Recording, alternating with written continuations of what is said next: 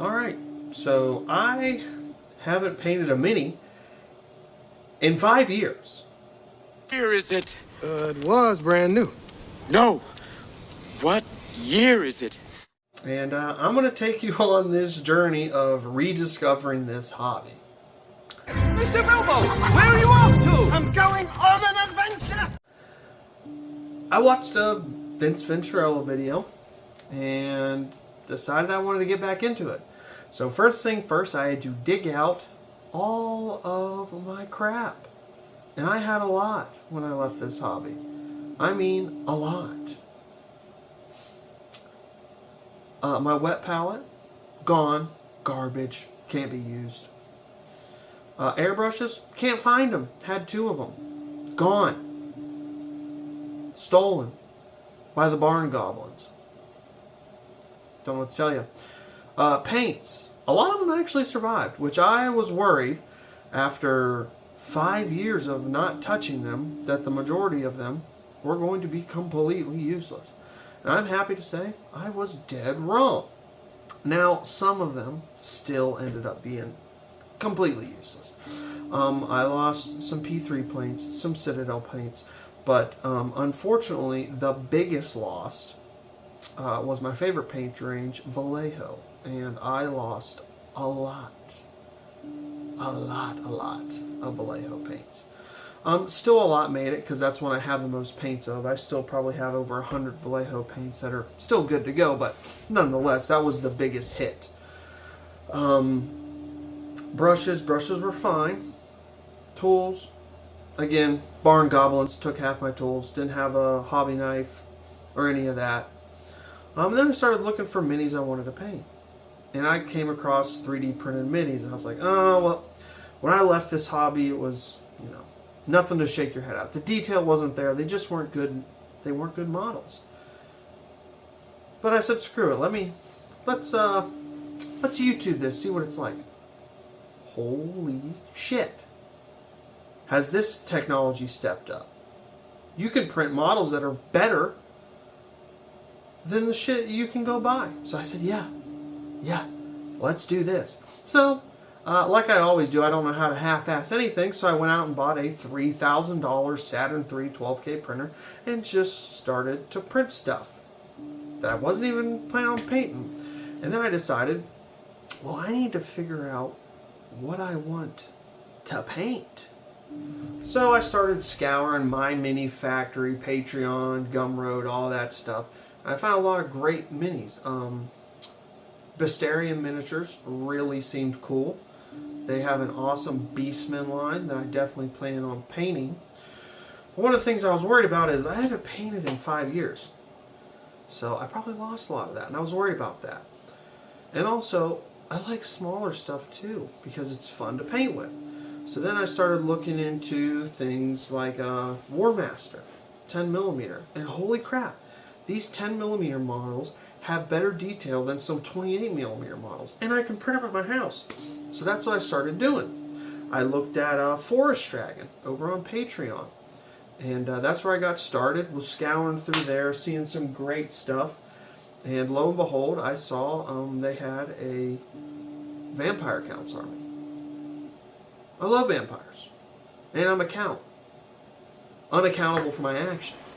Alright, as you're seeing here, nothing too crazy, just using a Vallejo surface primer out of a cheap Masters airbrush. Nothing crazy here, like a $40 airbrush. Some surface primer that I had, from 5 years ago. It's a gloss though. I don't know why the hell I bought a gloss. Probably messed up. And then I just went over it with something I've been trying new, which is some white inks. So yeah, that was a fun experience. Super easy, the airbrush came back to me pretty quick. I think I'm cleaning it a bit better than I was before, which if you use an airbrush, that's a big issue.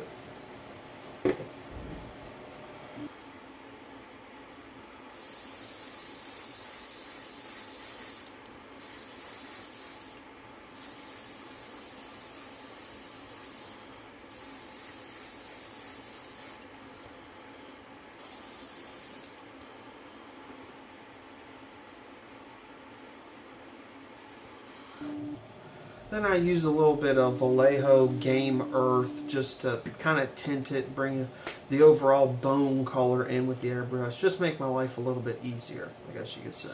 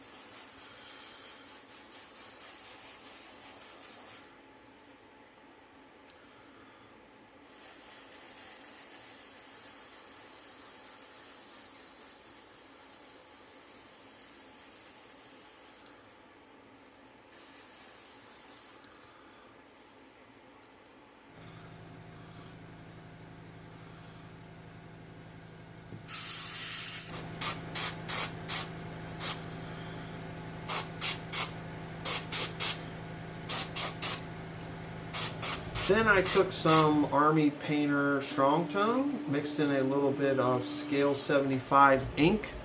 What ink was it? The Intense Chestnut.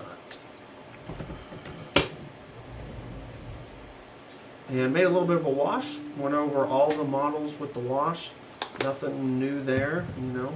And waited for that to dry, which takes way longer than just putting the wash on.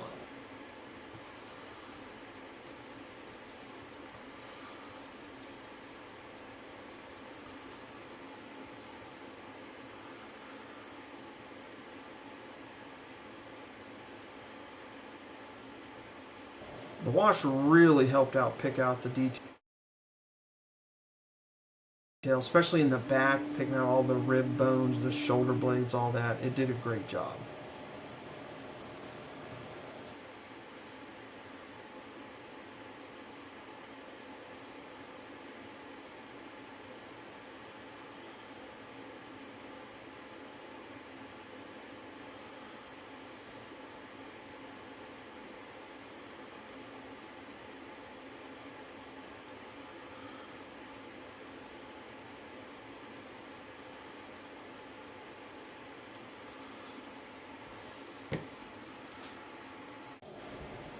Then after the wash dried, I went back in with a little bit of ivory just to pick out a little bit of the bone detail, bring up some of that color back in, because my plan at the end of the whole painting process was to do another wash, a little bit stronger of a wash. See here, I'm just trying to pick out those high details, bring a little bit more color into them, a little bit more transition.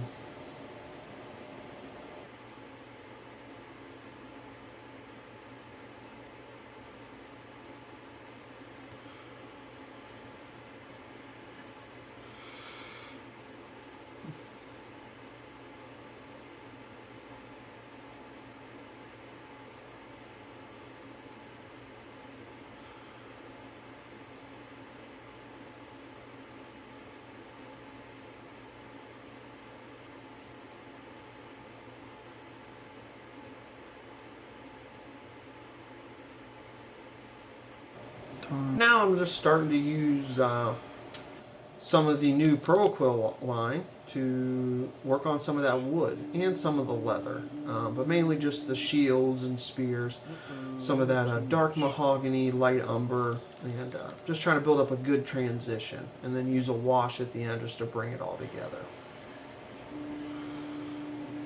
So I use that mahogany down towards the bottom, and then I'll kind of work my way up with the light umber and the dark umber and stuff like that, just to try to build the contrast.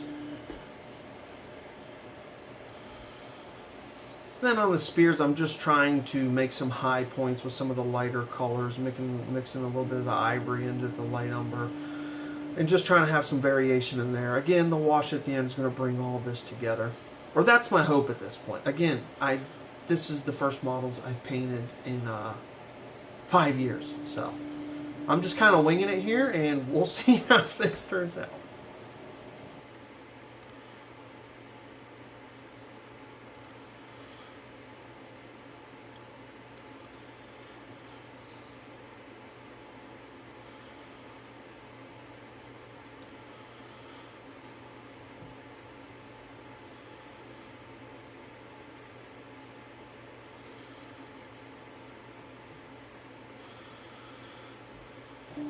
Then for the metallics, for all the stuff I want to be gold, I'm starting with a bronze base color. I'm using Vallejo Game Air Bronze.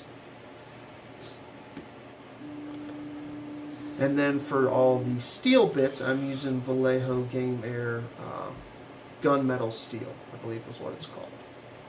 Don't know.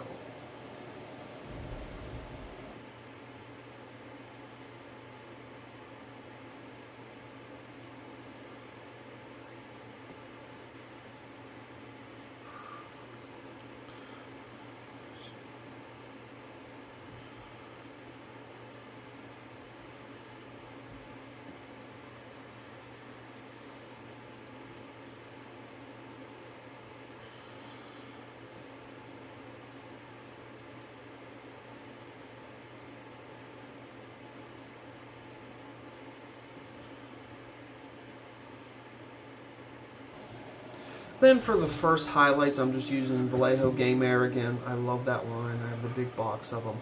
I'm using the gold to highlight all the stuff I based in brown. And then I'm using that silver, or I think it's chainmail silver is the correct name of the paint. But I'm using that to kind of highlight the all the gunmetal stuff, which is a very, very dark metallic steel.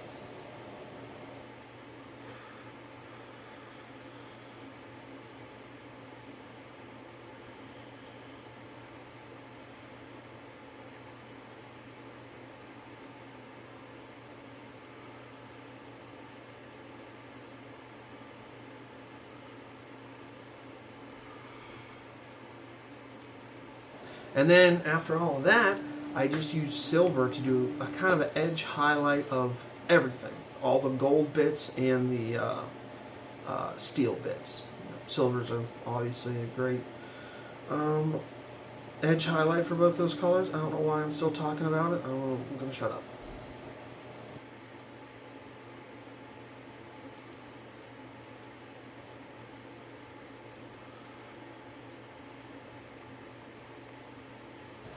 Then I found another excuse to crack open some of the new Pro Aquils, which, by the way, I made a complete mess that I don't have on camera. But if you, like me, are used to the Vallejo bottles, and you just unscrew this, well, I unscrewed the whole Pro Aquil dropper lid, then I dumped it all over my wet palette. So the brand new Pro Aquil was damn near empty. Thank you, me. But anyways, cracked open the Pro Aquil Orange, mixed it in with a little bit of the dark umber to do kind of a base for the rust. And then I took that orange and I went in after that was dry and tried to just put little dots to show the rust on the armor and then the spears and all that. Then it was time to just pick out some of the cloth bits. So here I just went with purple and jade. Didn't really mix in too many other colors. You know, these are 10mm miniatures. You're not going to see too much from across the tabletop. So I just went in with some purple, painted some of the cloth purple, highlighted it up, used a little bit of magenta, I think. And then I went in with some jade, mixed in some sky blue, just highlighted that up. But yeah, nothing too crazy here. No crazy texturing or feathering or nothing like that. Just basic layering.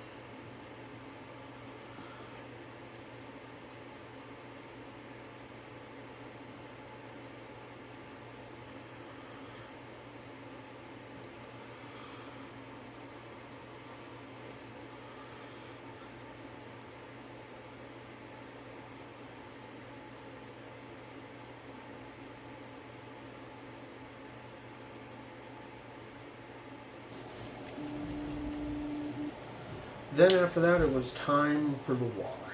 And for that, I used Vallejo Model Color Wash something. Had this one forever. Black. Vallejo Model Wash, black. Black. And then I just went over the entire miniatures. Just went over the whole miniatures. Everything, metal, bone, all of it. And it brought it in great. I love how it turned out after that. And after that wash, decided to dry, which took longer than I remembered, because I definitely tried to paint before it was dry, and I messed my models up.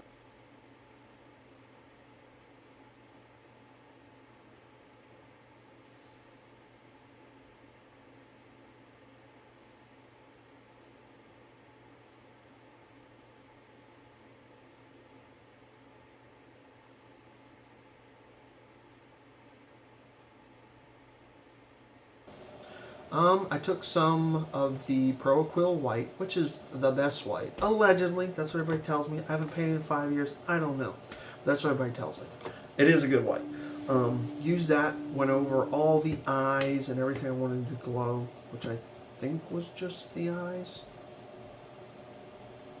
Yeah. Went over all the eyes and just put little dabs of white covering, you know, the eye sockets, maybe a little bit into the forehead, a little bit onto some of the armored helmets.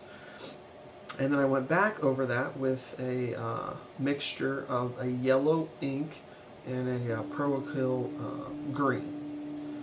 And that made a great glowing effect. Went over the white with that. Turned out great. Couldn't be happier, especially for 10mm miniatures. If these are 28mm, I'd probably, you know, try to build the glow effect. Go to there is a tinging sound in here, and I don't know what that is. Could be a bomb. Go to a straight yellow from that, and then build it up a little bit more, but no need for 10mm miniatures. And as usual, I just lost camera focus. Yep, I'm a terrible cameraman, especially when I'm trying to paint.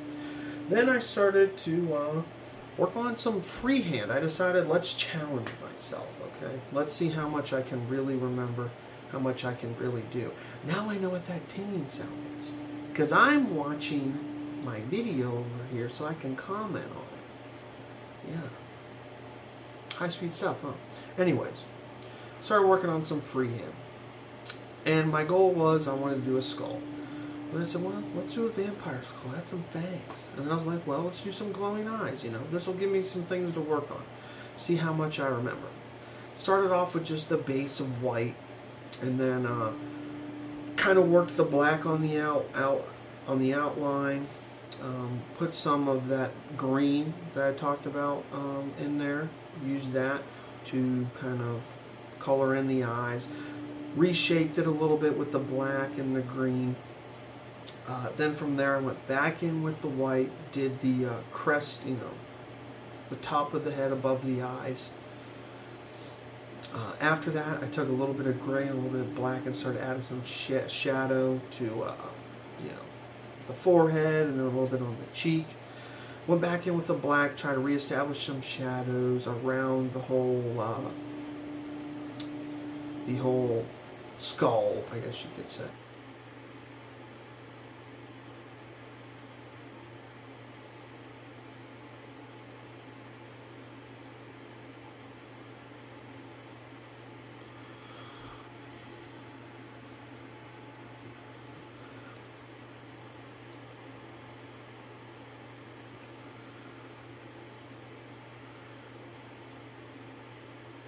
And then I took same mixture, that yellow and green, and just went in and made the eyes glow.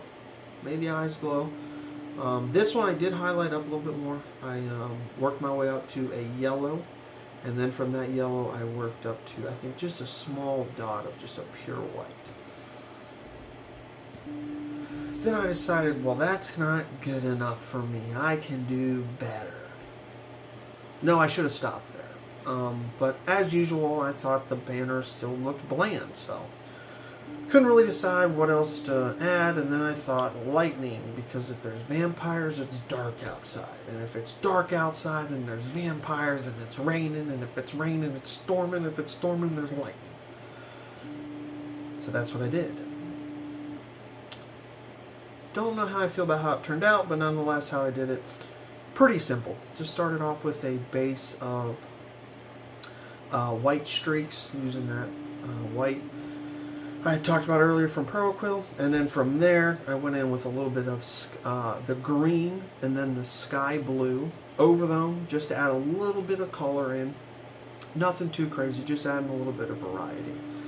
And then I went in back over it with the white, just to try to bring the color all in, I guess. There were some parts that were just too blue, and I did not like how they looked at all, so I kind of had to brighten that back up, I guess you could say. But yeah, anyways, in the end, I probably should have left it just the skull. I'm not too upset with how the lightning turned out. The only thing is you can't really tell what it is until you get it right up close to your face. You can see that it's a skull. I'm looking at it, and from here to, well, you can kind of see the shelf over here, about halfway there. It's there. I can see that it's a skull, but the lightning, I can't tell what it is. So I probably should have stopped while I was ahead, but nonetheless, here we are. And that's it. That is the first unit I have painted in probably 5 years. And I'm happy with it. I'm happy with it. Wait, it's not based. You can't tell me you've painted this and it's not based. Future video. Relax. I also don't have any basing stuff. There were gremlins coming in and out of my house stealing modeling supplies to make their own miniatures and paint them. I don't know what they were doing with them. They didn't take any paint, but all my other shit, they took it. Now, in reality, I have lost this stuff in the 2 moves since then, or 3 moves since then. 3 moves since then. And eventually I'm going to find it, all of it, and then I'll have 4 airbrushes, more paint.